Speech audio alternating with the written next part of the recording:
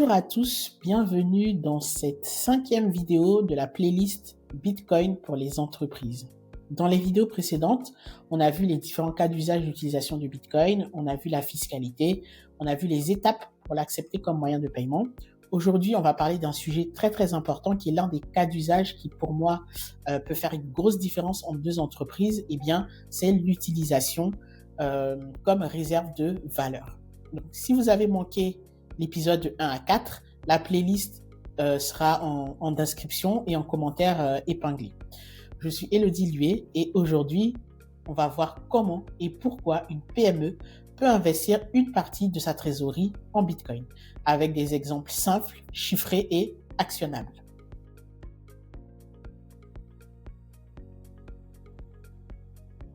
Petit rappel toutefois avant de démarrer, il s'agit d'un contenu éducatif. C'est ni un conseil financier, ni un conseil fiscal. Parlez-en toujours à votre expert comptable. Et je vous rappelle que je ne suis pas conseiller financier, donc tout conseil ici n'est pas un conseil en investissement. Premier point que nous allons voir ensemble, c'est le pourquoi. Pourquoi mettre un peu de sa trésorerie en Bitcoin? Eh bien, l'objectif, c'est tout simplement de se diversifier. Donc, diversifier une petite part de sa trésorerie afin de chercher un moteur de performance sur le long terme. Et surtout, apprendre avec un nouveau standard de réserve de valeur. Donc, ces dernières années, en tout cas depuis 3000 ans, l'or a été l'une des réserves de valeur les plus utilisées dans le monde. Aujourd'hui, Bitcoin commence aussi à rentrer dans cette catégorie. Donc, il est intéressant pour les entreprises de s'y intéresser.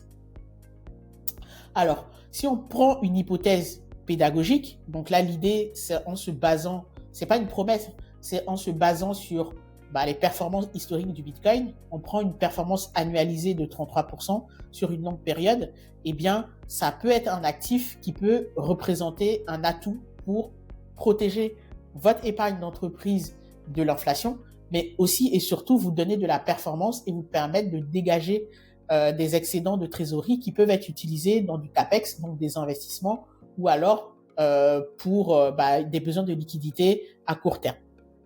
Bien évidemment, ce n'est pas une promesse, c'est un scénario qui a pour but d'illustrer ce que Bitcoin peut apporter dans une entreprise.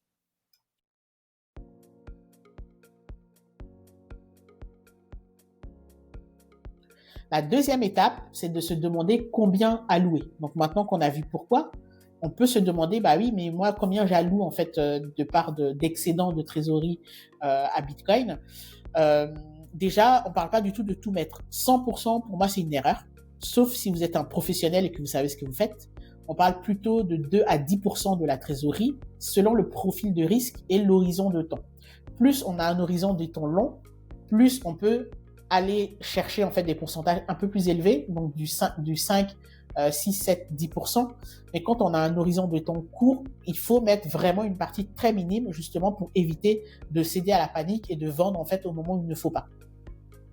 Donc, il est très important de définir votre horizon de temps, mais surtout votre profil de risque quand vous commencez à vouloir investir une partie de votre trésorerie en Bitcoin.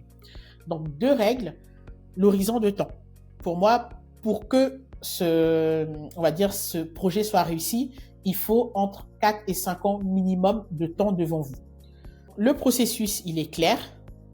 Première chose, c'est des achats réguliers. Donc, il faut fractionner en fait son entrée. Si vous avez prévu d'investir 10 000 euros, eh bien, vous pouvez en investir 5 000 au début. Ensuite, les 5 000 autres euros, les investir par exemple 1 000 euros tous les mois ou par exemple 500 euros tous les mois. Ça, vraiment, c'est à vous de voir en fonction des sommes avec lesquelles vous vous sentez à l'aise.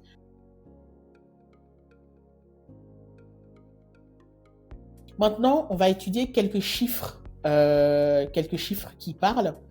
Et pour ça, eh bien, j'ai demandé à ChatGPT de me faire des petites simulations que je vais partager, bien évidemment, avec vous.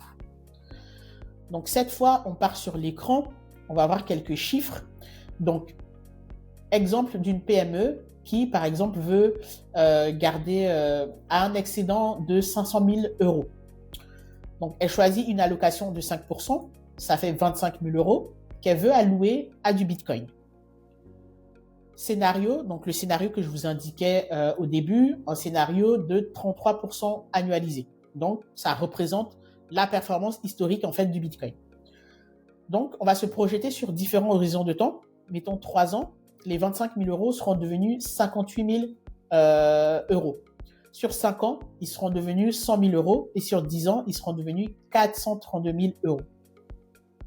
Donc, en 5 ans, la plus-value potentielle, elle serait de presque 80 000 euros. C'est quand même intéressant. Donc, imaginez tout ce qu'une entreprise, une PME peut faire avec une telle somme. Eh bien, c'est des investissements dans des nouvelles machines, si vous fabriquez des choses. C'est des investissements dans de la main-d'œuvre. C'est de l'investissement, par exemple, dans des outils d'intelligence artificielle pour vous aider à développer votre business. C'est des investissements que vous voulez faire dans de la pub pour faire grossir en fait votre entreprise. En tout cas, je sais que vous ne manquerez pas de bonnes idées pour pouvoir utiliser ces presque 80 000 euros quand vous les aurez. Donc, c'est vraiment intéressant. C'est beaucoup plus intéressant en fait que d'avoir laissé les 25 000 euros comme ça dormir sur un compte.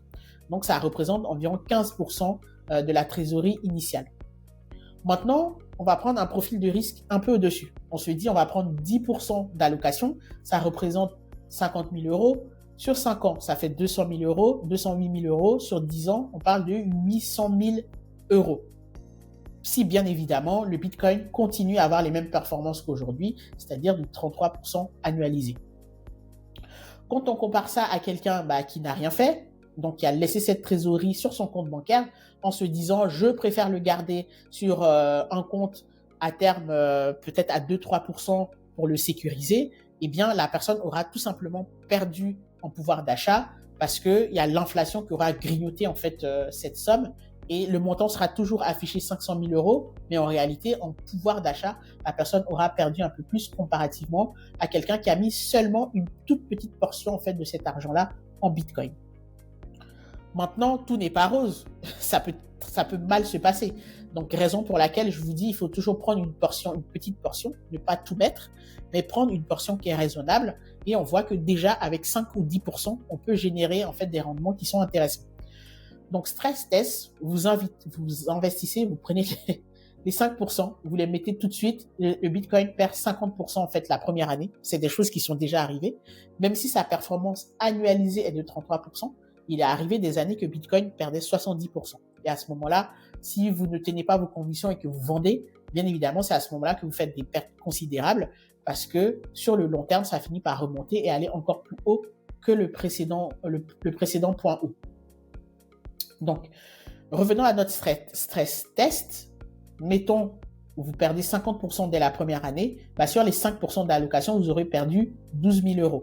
Donc, soit 2,5% de la trésorerie totale. Donc, ça permet comme ça de borner le risque. Raison pour laquelle je vous disais, il faut bien évidemment ne pas mettre un gros montant. Voilà, vous avez 500 000 euros en fait de trésorerie, vous en prenez 25 000 ou 50 000 si vraiment vous avez un profil de risque et surtout si vous avez un horizon de temps qui est long, entre 5 ans et 10 ans, vous pouvez vous permettre de mettre 10% de cette trésorerie. Eh bien, on voit par les calculs que j'ai présentés ici que ça peut quand même rapporter gros à votre entreprise. Bien évidemment, ces chiffres sont illustratifs. Tout investissement comporte des risques de perte en capital. Maintenant, on va prendre l'exemple de deux dirigeants qui ont deux trajectoires différentes. Dirigeant A, il n'investit pas en Bitcoin, il garde toute cette trésorerie sur un compte à terme qui rapporte 2-3%. Dirigeant 2, il alloue 5%, soit 25 000 euros à Bitcoin. Avec cette hypothèse des 33% annualisés, eh bien, il a presque 104 000 euros au bout des 5 ans, soit, comme je l'indiquais tout à l'heure, 80 000 euros de plus-value. Donc, vous voyez que on prend deux entreprises qui sont dans le même secteur, qui ont les mêmes, à peu près les mêmes chiffres d'affaires. Il y en a une, grâce à cet investissement, elle va avoir un avantage sur son concurrent parce qu'elle va pouvoir faire des investissements supplémentaires étant donné qu'il y a une partie de sa trésorerie qui a travaillé en plus du fruit en fait de son travail, on va dire nominal, donc de ce qu'elle fait si elle vend des produits, des machines, etc. En investissant une partie de cette trésorerie, au bout de quelques temps, elle va avoir un avantage sur ses concurrents, étant donné qu'elle aura plus d'argent à investir dans le développement de l'entreprise. Donc, ça peut avoir un gros impact en fait sur la trajectoire de votre entreprise de mettre seulement 5 ou 10% d'excédent de trésorerie dans un actif qui est très performant tel que le Bitcoin. On voit qu'avec une petite allocation, on peut avoir un gros potentiel, mais on peut aussi avoir un risque qui est contenu, étant donné que à l'échelle de l'entreprise, ça représente vraiment une toute petite portion qui a été investie, mais avec un risque qui est maîtrisé et un potentiel de gain qui est assez important. Maintenant, on va voir comment le faire de façon propre. Donc, je vais vous citer là quelques étapes. Donc, pour moi, l'étape 1, c'est de décider du pourcentage. C'est ce qui est vraiment très important. Comme je vous ai répété dans cette vidéo, 100%, c'est pas une option parce que, effectivement, ça peut être très stressant pour vous. Et puis surtout, c'est pas le but. L'objectif, c'est vraiment de le faire de façon sécurisée en limitant le plus possible le nombre de risques. Donc, vous devez décider du pourcentage que vous allez allouer à cet actif. Vous devez écrire une politique de trésorerie en Bitcoin qui est bien détaillée en fait au sein de l'entreprise. Vous devez définir votre objectif. Pourquoi est-ce que vous faites cet investissement? L'horizon de temps que vous avez. Est-ce que vous voulez le faire pour 2 ans, 3 ans, 5 ans? Est-ce que vous allez le faire en DCA, donc c'est-à-dire avec une entrée fractionnée, ou est-ce que vous voulez tout investir d'un coup? Ça aussi, vous pouvez vous faire aider en fait d'un expert parce que en fonction des phases de marché, ça peut être peut-être intéressant de tout mettre d'un coup. Imaginons Bitcoin a perdu 70% de sa valeur, ça peut être intéressant en fait d'en acheter, on va dire un bon volume en fait d'un coup. Est-ce que vous allez faire du rebalancing annuel, c'est-à-dire vendre de temps en temps quelques fractions de Bitcoin si vous avez fait des grosses plus-values dans une année, et c'est des choses qui sont déjà arrivées. Bitcoin a déjà fait plus de 100% en une année, donc vous pouvez avoir l'idée d'en vendre un peu, et bien évidemment toutes les stratégies qui vont vous permettre de limiter le risque. Donc vous devez écrire votre politique de trésorerie Bitcoin, partager avec tous les membres, en tout cas du board de l'entreprise. Si vous êtes une entreprise individuelle, vous partagez avec vous-même. En tout cas, c'est important de l'écrire, comme ça vous permet en fait de mettre les choses à plat. Deuxième étape, lorsqu'on approche en fait du moment où vous allez commencer vraiment à cliquer sur acheter, eh bien vous devez rentrer dans le détail de votre politique de DCA. Si bien évidemment vous choisissez de faire le fameux DCA. Donc des achats mensuels, des achats hebdomadaires, des achats journaliers, à vous de décider comment vous voulez entrer sur l'actif. Est-ce que vous mettez un gros montant au début, ensuite vous mettez peut-être, on va dire, 10% ou 5% du montant restant à chaque fois? Tout ça, c'est des choses qui se décident avant de commencer à acheter. Mais en tout cas, l'intérêt de faire le fameux DCA, c'est de pouvoir lisser le prix d'entrée. Étape 3, c'est la sécurité et la garde. Ça, vraiment, c'est une étape qui est ultra importante parce que ce serait dommage que vous ayez fait les fameux 80 000 euros de plus-value et que vous vous rendiez compte que quelqu'un vous les a siphonnés. Et donc, il faut démarrer, je pense, par ce qu'on appelle la custody chez un prestataire sérieux. Donc, par exemple, ça vous permet de vous familiariser petit à petit avec l'actif, mais surtout de vous former parce que c'est très important. Lorsqu'on veut faire de l'autogarde, c'est-à-dire garder les bitcoins dans une clé Ledger, par exemple, ou ce qu'on appelle un cold wallet, eh bien, je pense que si vous n'êtes pas à l'aise en fait avec l'informatique, si c'est pas ça votre métier, c'est important de vous faire accompagner et de se former un tout petit peu avant de commencer à mettre des sommes dedans parce que vous pouvez tout simplement perdre ce que vous avez accumulé en Bitcoin si vous faites des fausses manipulations. Donc, je pense que si on est prêt à investir 25-50 000 euros, ça coûte pas grand-chose de prendre 500 000 euros en fait de formation avec quelqu'un qui va pouvoir vous aider à sécuriser tout ça. Donc, pour démarrer, si vous n'êtes pas encore formé, moi je vous conseille en fait de rester en custody. C'est pour ça qu'il est important de choisir un prestataire qui a été validé par l'autorité des marchés financiers, un prestataire sérieux sur lequel vous pouvez laisser en fait des sommes. Dès lors que vous rentrez dans des sommes importantes, pour moi, à partir de 1 000 euros, entre 1 000 euros et 5 000 euros, c'est à ce moment-là qu'il faut commencer à se former pour la self-custody. C'est à ce moment-là qu'il faut commencer à récupérer petit à petit ces poussières de Bitcoin et ne pas laisser des trop grosses sommes sur les plateformes centralisées parce que malheureusement, même celles qui avaient les agréments, on a vu par le passé que certaines ont pu s'effondrer, certaines ont subi des hacks, etc. Donc, ça peut être intéressant de garder vos bitcoins en propre. D'autant plus que pour moi, l'intérêt en fait premier de Bitcoin, c'est de le garder en self-custody. Donc, c'est intéressant que vous appreniez comment le faire. Donc, une fois que les sommes grossissent, eh bien, vous passez à ce qu'on appelle l'autogarde. Donc, vous gardez les bitcoins chez vous. Vous mettez en place ce qu'on appelle la multisignature, c'est-à-dire que vous êtes chef d'entreprise, vous ne devez pas être le seul qui puisse donner son accord pour déplacer en fait les bitcoins, ce qu'on appelle signer une transaction. sur la blockchain Bitcoin, eh bien, vous devez, dans votre entreprise, avoir comme ça 3, 4 personnes, 5 personnes qui doivent signer une transaction avant qu'elle s'effectue. Déjà, ça évite que si vous faites kidnapper, eh bien, tout l'argent disparaisse. Et ça évite aussi, en fait, que par mauvaise manipulation, en fait, quelqu'un transfère tout l'argent, ou bien que quelqu'un, en fait, le vole tout simplement, un acteur intérieur de l'entreprise. Donc, il faut toujours mettre cette fameuse multisignature et bien évidemment, avoir un portefeuille d'entreprise. Ne le mettez pas sur votre portefeuille Bitcoin personnel, mais un portefeuille Bitcoin dédié à l'entreprise. Vous devez avoir des procédures qui sont écrites. Bien évidemment, les clés privées, elles doivent pas être écrites, mais avoir des procédures qui sont écrites, avoir des authentifications multifacteurs, avoir des sauvegardes hors ligne. Enfin bref, vous devez penser en fait la sécurité pour sécuriser cet argent. C'est très, très important. Quatrième point, c'est la comptabilité.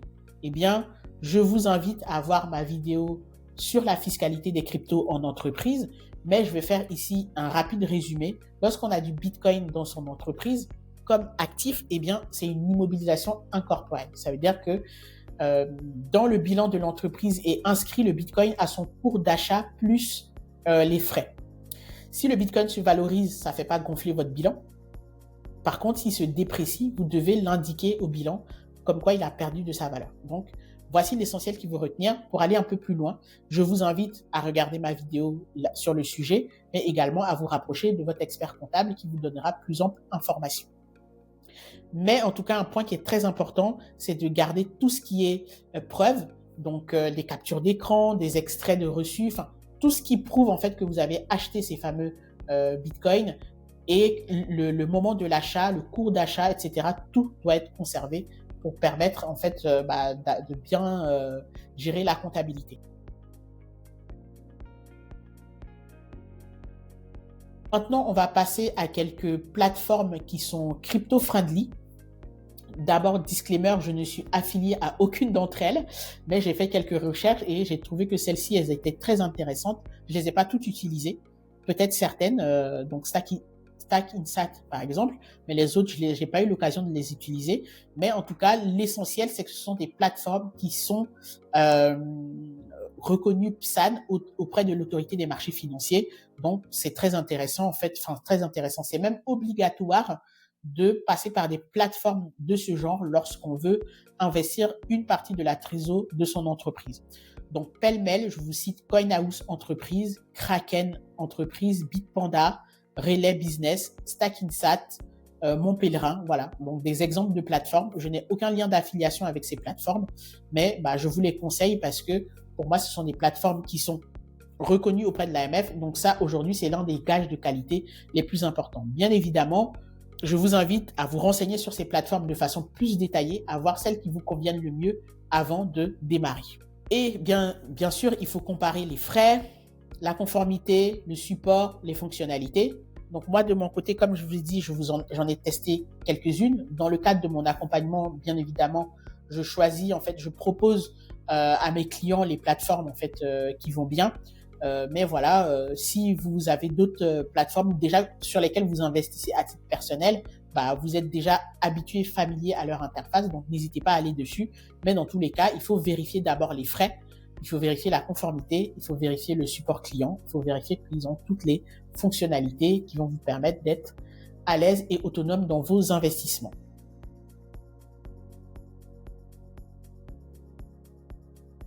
Le dernier point que je voulais évoquer, c'est le prêt lombard. Alors, ce sujet, c'est pas, on va dire, obligatoire, mais ça peut en avoir un intérêt si vous avez du Bitcoin qui s'est bien valorisé dans votre entreprise.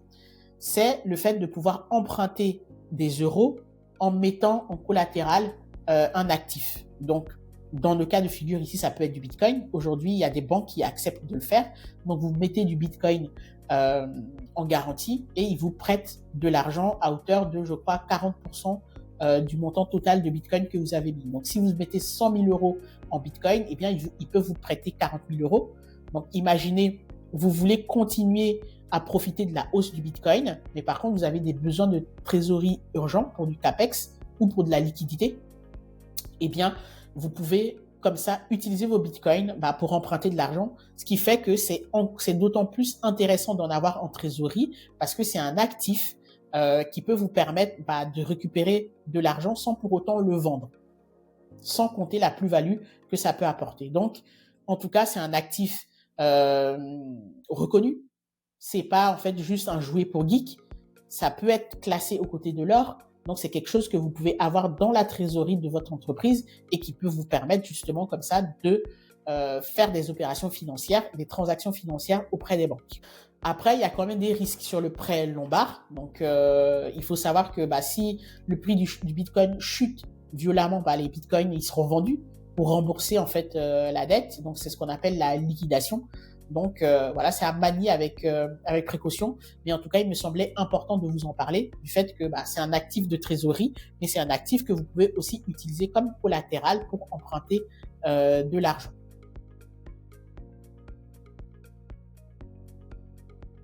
On arrive à la fin de cette vidéo, un petit récap avant de terminer. Donc, le premier point, c'est réfléchissez à votre allocation. Pour moi, entre 2 et 10% maximum d'un excédent de trésorerie. Écrire une politique de trésorerie en Bitcoin. Donc, réfléchissez à votre horizon de temps, la façon dont vous voulez entrer sur le marché. Est-ce que c'est en DCA ou en mettant tout d'un coup? Est-ce que vous voulez faire du rebalancing, c'est-à-dire revoir en fait la portion de Bitcoin dans vos actifs tous les ans, définir en fait des limites qui vont vous permettre de limiter le risque en fait de l'exposition à un actif parce que ça reste quand même un actif qui est volatile. Ensuite, choisir le prestataire. Donc, sur quelle plateforme vous allez acheter le Bitcoin. Réfléchir au mode de garde. Donc, est-ce que vous allez garder les Bitcoins vous-même en propre ou les confier à un prestataire. Structurer votre comptabilité. Donc, ça, c'est très, très important pour éviter les redressements fiscaux en tout genre. Et le point qui, pour moi, vraiment, et si on devait classer, en fait, le plus important, ce serait la sécurité. Donc, une fois que vous avez acheté vos Bitcoins, que vous les gardiez chez le prestataire ou que vous les gardiez en propre, vous devez définir une politique de sécurité qui est associée.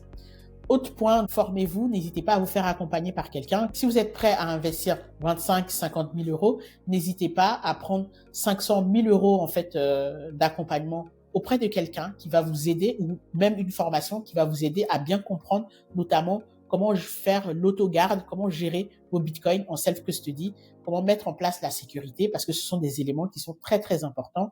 Vous risquez de perdre gros en voulant éviter en fait de payer quelqu'un qui va vous aider. Donc, c'est vraiment très important le volet formation.